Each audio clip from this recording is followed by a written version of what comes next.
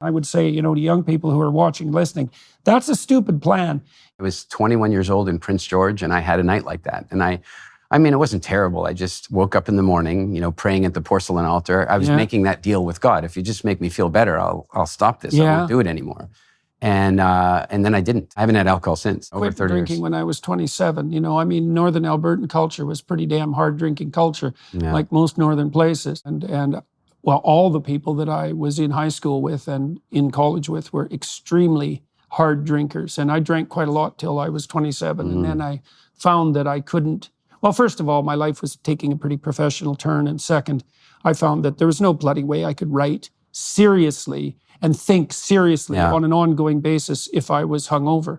So, and I got married and I was going to have kids, and I thought, enough of this. And so I had a bit of, I thought when I was 50 that I might be able to drink again socially. And I toyed with it for about a year and found out that I was probably just as stupid at 50 as I had been at like 25, and decided to dispense with that too, which was definitely, I've watched too, as I've gone around the world, I've met very, very many people in many, many social occasions. And because I don't drink anything at all now, if I go out and watch people drinking, it makes everybody stupid and fuzzy-minded. And, the problem is when you're drinking, you think you're cool, but, you have those same delusions that Homer Simpson's friend Barney had when he was drinking, that you're this kind of, elegant and sophisticated comedian. And it just makes everybody stupid. I would argue that the real problem is that it does that.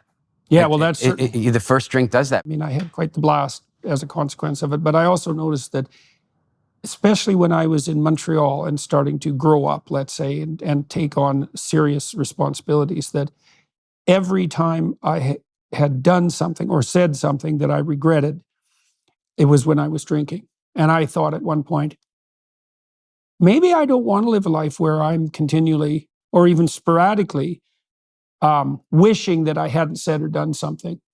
And I'm very much unlikely to do that if I'm sober and clear-headed. Yeah, that's exactly what happened to me in Prince George. It was exactly that conversation with myself. And initially I decided 6 months off, and I just never went back to it.